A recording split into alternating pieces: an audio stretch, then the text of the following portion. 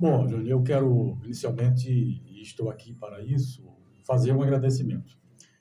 Agradecer a todas as pessoas que sufragaram meu nome nas urnas no dia 6 de outubro. Foram mais de 160 pessoas e, obviamente, eu preciso agradecer. Agradecer a esses eleitores que, de maneira consciente, decente, saíram de suas casas no dia 6 de outubro e, cumprindo o rito democrático, foram às urnas e depositaram meu nome como uma esperança, né, de alcançar, chegar à Câmara Municipal e poder sequenciar um trabalho que a gente já faz há muito tempo em prol da sociedade local. Infelizmente não deu certo, nós precisaríamos de muito mais, estávamos numa expectativa de mais de 300 votos. Infelizmente, como já disse, essa votação que nós tiramos, embora honrada e decente, não foi suficiente para nós galgarmos um assento na Câmara Municipal, assim também como dos demais companheiros do pessoal. O pessoal lançou 11 candidatos a vereador, nós tivemos algo em torno de 500 votos, todos os candidatos. Precisávamos de pelo menos 1.000 votos, um pouco mais de 1.000 votos, para garantir que a legenda tivesse um assento na Câmara.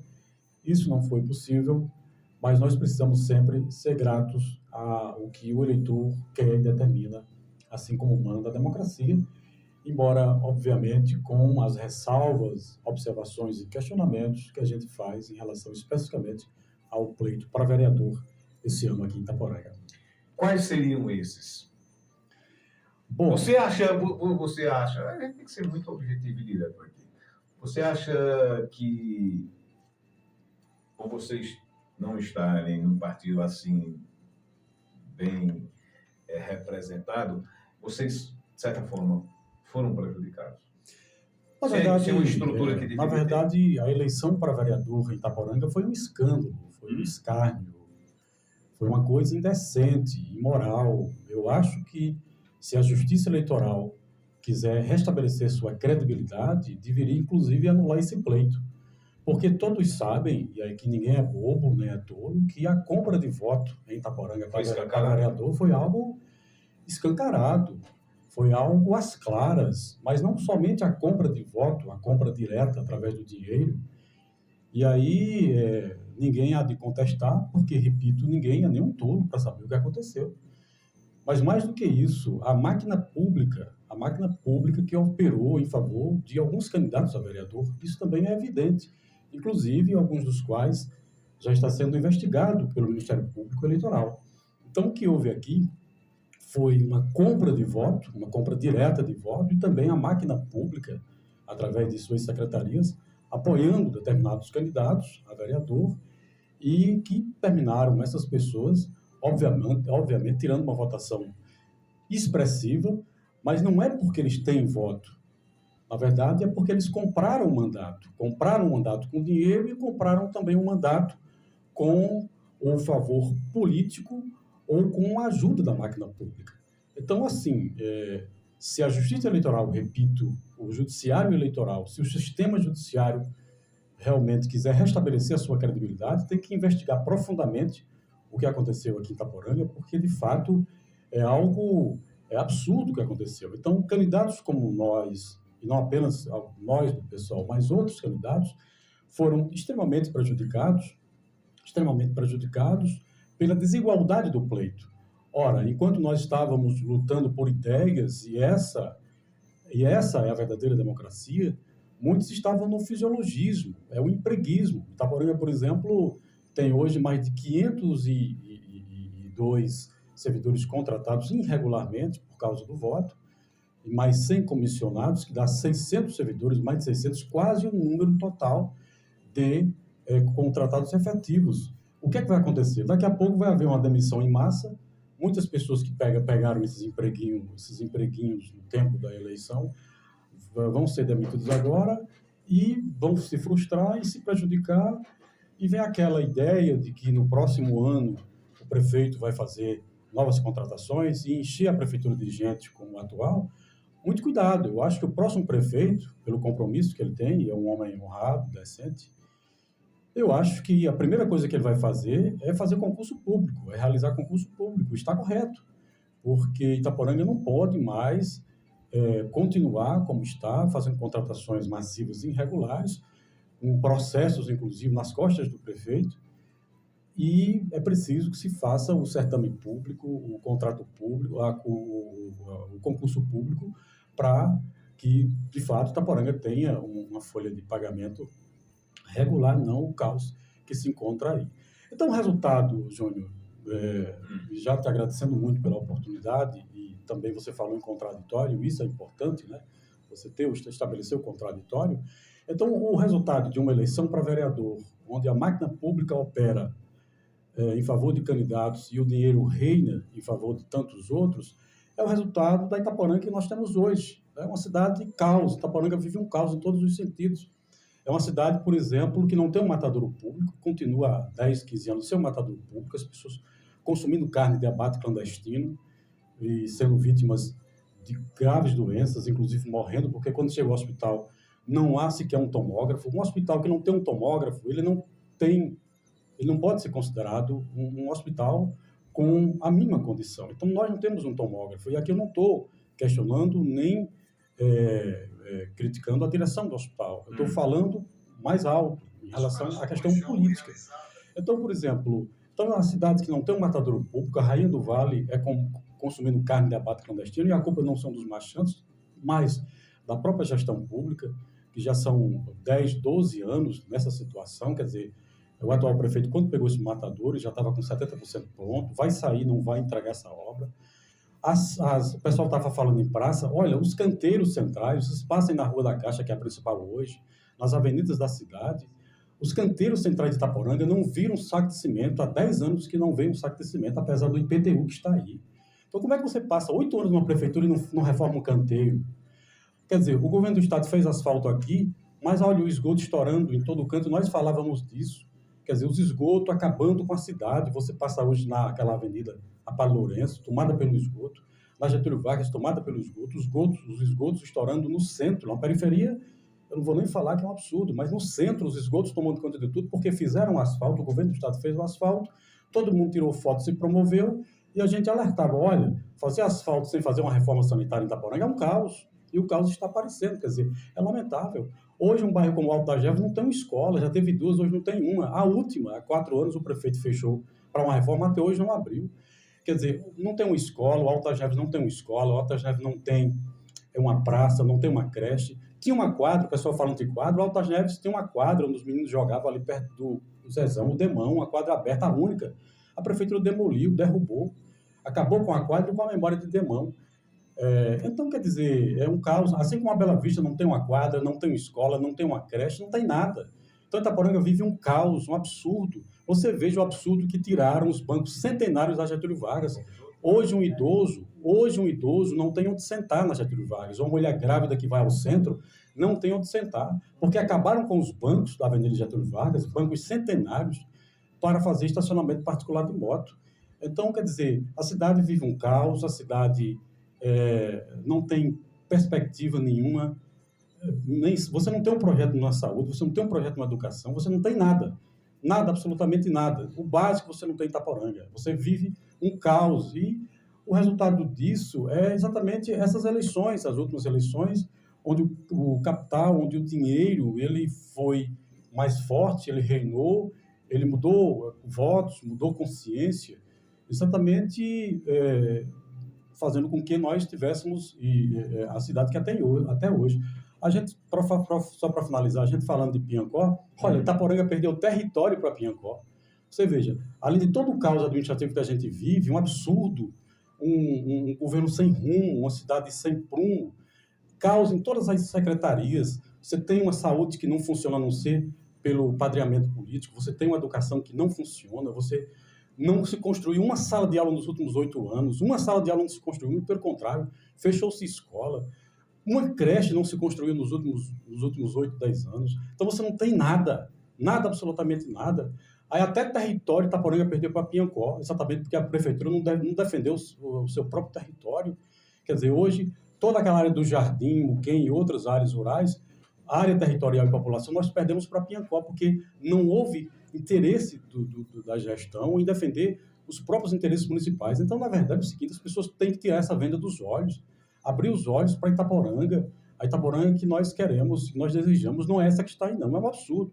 Esperamos que, de qualquer maneira, que a próxima gestão municipal possa ter uma visão melhor sobre a cidade, ser mais criativa, mais responsável, e nós possamos, pelo menos, sonhar ou desejar que alguma coisa positiva aconteça nesse município. Porque, infelizmente, até agora, nós não temos absolutamente nada, e eu estou muito desconfiado se essa Câmara Municipal que foi eleita, ou parte reeleita, se ela vai ter condição de realmente enfrentar os problemas do município. Até porque, repito, Justamente, como é que você vê hoje a Câmara, o prefeito eleito, Azif Lemos, elegeu dos 11, 10. E no total aí, 11 que Isabelle, não sei se vai ser oposição, que acredito que pela primeira vez na história da Itaporanga, o prefeito chega a um número maior. Como é que vai ser uma Câmara, do seu ponto de vista? Agora eu pergunto como você, como jornalista, não como político. Dá para fazer só situação e oposição no vai ter? Bom, Júnior, você lembra uma coisa interessante, que corrobora com o que a gente fala. Como é que uma cidade como Itaporanga, com uma população eleitoral de quase 18 mil habitantes, você só elege gente da situação? Por isso aí você já vê que houve, de fato, uma deliberada ação da máquina pública para eleger aqueles que estavam sob suas asas. Então você tinha aqui 2 vereadores da oposição foram derrotados, os partidos da oposição foram derrotados. E não é porque sejam ruins, ou não é porque sejam formados por pessoas más, muito pelo contrário. É porque, na verdade, houve deliberadamente uma ação da máquina pública para simplesmente desvirtuar o pleito, tirar do pleito da eleição algo que é fundamental, legal e democrático, que é a concorrência saudável, que é a igualdade entre os postulantes e os disputantes. E, na verdade, não houve isso aqui em Itaporanga. Então, o resultado, você lembra bem, é que o grupo situacionista, ou seja, o grupo que está no poder, das 11 cadeiras, ele faz 10. E a pessoa que foi eleita, no caso, Isabelle, de fato, ela nunca teve assim, um posicionamento de oposição nem de situação. Eu acompanho o trabalho dela, como muitos devem acompanhar, é uma vereadora que sempre entendeu que... Moderada, neutra em alguns aspectos, e aquilo que ela acha que é conveniente, ela aprova, aquilo que ela não acha que é conveniente, não aprova. Então, na verdade, nós tivemos, das 11 cadeiras, 10 diretamente ligadas ao grupo que está no poder, e uma vereadora neutra. Então, a oposição foi extremamente massacrada nessa eleição. Massacrada exatamente por conta desse rolo compressor, dessa opressão financeira e da máquina pública operando em favor de candidatos. Então, repito, o Ministério Público Eleitoral de Itaporanga, e aqui eu faço um apelo público, precisa investigar esse pleito, porque há muita coisa podre nessa eleição para a Câmara Municipal. Isso precisa realmente ser investigado. As pessoas sabem do que eu estou falando, entendem o que eu estou falando, para que, de fato, alguma coisa possa acontecer no sentido do Ministério Público Eleitoral, de todo o sistema judiciário eleitoral, restabelecer a sua credibilidade, como disse no começo da entrevista, investigando o que tem que ser investigado, punindo quem tem que ser punido, para que, de fato, a verdade eleitoral estabeleça, porque a verdade eleitoral não é essa que apareceu nas urnas no dia 6 de outubro. Solano, você já vem de outras campanhas. Vai continuar na política depois desse resultado? Bom, o futuro de seu Zé Neto na política? Na verdade, é algo hoje certo. O fato é que nós vamos continuar fazendo o que nós sempre fizemos, defendendo Itaporanga e a população. Temos uma instituição militar que cuida das pessoas, que acolhe as pessoas, que trata dos assuntos relativos à sociedade, aos seus rumos, às suas esperanças e expectativas. O nosso trabalho social é um trabalho morredouro, que ele vai permanecer. Começou há muito tempo, desde que a gente se entende de gente, e vai permanecer para sempre. Porque, de fato, lutar pela cidade onde você mora e onde você vive, lutar pela terra onde você tem os seus, os vivos e os sepultos, é algo de dignidade. Então, enquanto forças eu tiver, vou permanecer fazendo o que sempre fiz, que é defender o meu povo, mesmo que muitas vezes esse povo esteja de olhos vendados para a realidade, mas eu tenho uma missão que é de desvendar, tirar essa venda desses olhos, para que nós possamos, de fato, ter uma cidade que a gente queira, e mais do que querer, uma cidade que a gente precisa, e mais do que precisar, uma cidade que nos honre e nos traga a dignidade que a gente precisa em todos os aspectos. Nós já estamos com o tempo estourado. Para a gente finalizar, o que você espera da gestão do futuro prefeito a partir de janeiro, Azif? Eu acho que Azif é um homem honrado e decente. Eu acho que Azif se submeteu a essa campanha eleitoral com as melhores intenções. Espero que ele possa, agora, talvez seja um momento mais difícil para ele, saber gerir, porque há muitos interesses, é um grupo que o elegeu muito heterogêneo, com muitos interesses também. Então, vai ter gente que vai querer uma parte maior do bolo, mas todo mundo vai querer alguma parte, por maior ou por menor. Isso é complicado, uma gestão que precisa fazer concurso público e precisa. Ele não vai entrar na gestão já sendo processado por contratações irregulares. Então, eu acho que Azif, assim que chegar na prefeitura, a primeira coisa que ele vai fazer e deve fazer é anunciar concurso público. E aí ele já começa com o pé direito.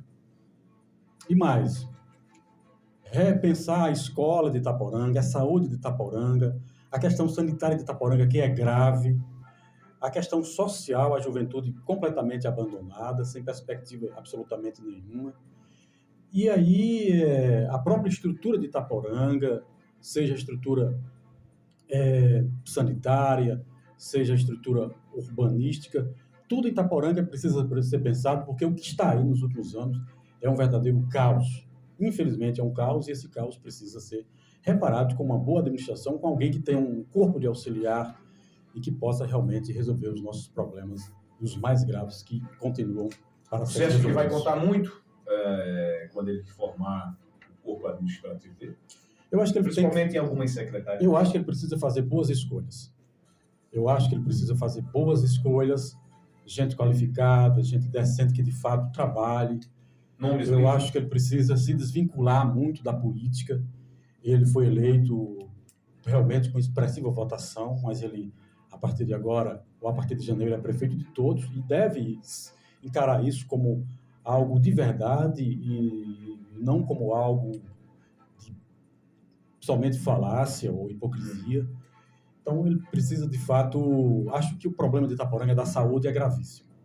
A saúde e a educação são áreas que ele precisa, de fato, colocar pessoas qualificadas e acima dos interesses políticos, partidários e eleitorais. Porque, de fato, nós precisamos dar uma resposta aos graves problemas, aos graves e grandes problemas que nós temos aí, especificamente com relação à saúde, onde residem grande parte das queixas, né? Essa secretaria precisa continuar ou precisa voltar a operar, ou não sei nem se nunca operou, de maneira mais séria e decente para aquele que precisa, aquele que está doente, porque a pessoa doente está na extrema situação de vida. Alguém doente é alguém que não tem apetite, que não tem sono, é alguém que teme a morte, é alguém que está abalado fisicamente e emocionalmente. Então, você não ter uma acolhida para uma pessoa doente é algo temerário, ruim, rude e desumano. Então, eu acho que a saúde, e ele é médico, um profissional, inclusive, muito excelente, deve priorizar a saúde. Porque, repito, é na hora da doença, e eu vejo tantos cidadãos de bem que nunca precisaram de uma prefeitura, mas muitas vezes deixam uma requisição, inclusive com pedido de urgência na secretaria, e nunca são atendidos. Isso é de uma desumanidade brutal que, se essas pessoas, quando esses algozes falecerem, eu não sei se eles vão ter alguma glória ou alguma acolhida no reino dos céus, porque quem trata os doentes aqui em Itaporanga, como algumas pessoas tratam, tratando eles apenas como voto, se tem voto, tem alguma coisa, se não tem voto, não tem nada. Essas pessoas, elas são mais do que desumanas, elas são satânicas. Nós precisamos combater esse tipo de gestão pública que escolhe os que salvam, e geralmente só salvam os de casa, ou os muito próximos, ou aqueles a quem comunga politicamente e eleitoralmente.